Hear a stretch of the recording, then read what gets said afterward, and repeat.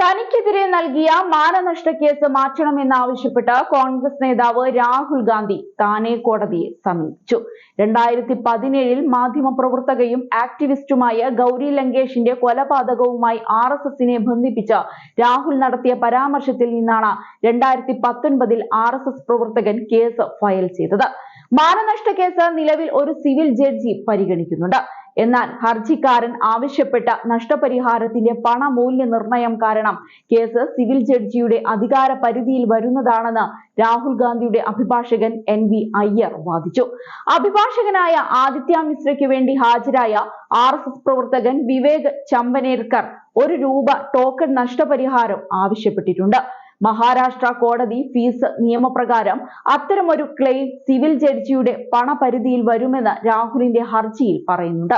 5 ലക്ഷം രൂപയിൽ താഴെയാണ് നഷ്ടപരിഹാരം ആവശ്യപ്പെടുന്നതെന്നതിനാൽ നീതിയുടെ താൽപര്യാർത്ഥം ധനപരമായ അധികാര പരിധിയുള്ള ഉചിതമായ കോടതിയാണ് കേസ് കേൾക്കേണ്ടതെന്നും അഭിഭാഷകൻ അയ്യർ ഊന്നി പറഞ്ഞു.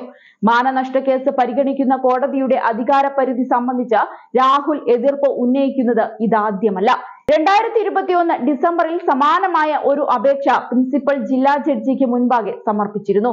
എന്നാൽ അദ്ദേഹം അപേക്ഷ നിരസിക്കുകയാണ് ചെയ്തത്. അതേസമയം ഈ അടുത്ത് രാഹുൽ ഗാന്ധിക്കെതിരെ 1.5 കോടി രൂപയുടെ മാനനഷ്ട നോട്ടീസ് ലഭിച്ചിരുന്നു. 2020 ഹസ്രാസ് കൂട്ടബലാത്സംഗ കേസിൽ കുറ്റവിമുക്തരായ 3 പേരെ പ്രതിനിധീകരിച്ചാണ് അഭിഭാഷകൻ 1.5 കോടി രൂപയുടെ മാനനഷ്ട നോട്ടീസ് രാഹുൽ ഗാന്ധിക്ക് നൽകിയത്.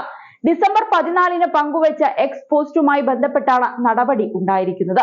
കോൺഗ്രസ് ഉൾപ്പെടെയുള്ള നിരവധി പാർട്ടികൾ രാഷ്ട്രീയ നേട്ടത്തിനായി ഇടപെട്ടുവെന്നും ഇത് അന്വേഷണത്തിന്റെ നിഷ്പക്ഷതയെ ബാധിക്കുകയും ചെയ്തുവെന്നാണ് പ്രതികൾക്ക് വേണ്ടി നോട്ടീസ് അയച്ച മുതിർന്ന അഭിഭാഷകൻ മുന്നൻ സിംഗ് പുണ്ടീർ ആരോപിക്കുന്നത്.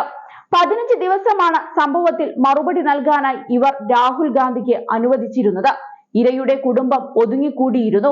പ്രതികൾ സ്വതന്ത്രരായി വിഹരിച്ചു എന്നായിരുന്നു രാഹുൽ ഗാന്ധിയുടെ പോസ്റ്റിൽ പറഞ്ഞത്. ഇതാണ് വിവാദത്തിന് ആധാരമായത്. കേസിൽ നിന്ന് കുറ്റവിമുക്തരാക്കപ്പെട്ട തന്റെ 3 കക്ഷികൾക്കും മാനസികമായ ബുദ്ധിമുട്ട് ഉണ്ടാകുന്നതാണ് രാഹുൽ ഗാന്ധിയുടെ പ്രസ്താവനയെന്നും ഓരോരുത്തർക്കും 50 ലക്ഷം രൂപ വീതം നഷ്ടപരിഹാരമായി നൽകണമെന്നുമാണ് നോട്ടീസിൽ ആവശ്യപ്പെടുന്നത്. രാഹുൽ ഗാന്ധി വിഷയത്തിൽ രാഷ്ട്രീയം കളിക്കുകയാണെന്നാണ് അഭിഭാഷകൻ ആരോപിക്കുന്നത്. കോടതി ഇവരെ കുറ്റക്കാരല്ലെന്ന് കണ്ടെത്തിയിട്ടും അവരെ ബലാത്സംഗം ചെയ്തവർ എന്ന് വിളിക്കുന്നത് കോടതിയെ ലക്ഷ്യമാണ്.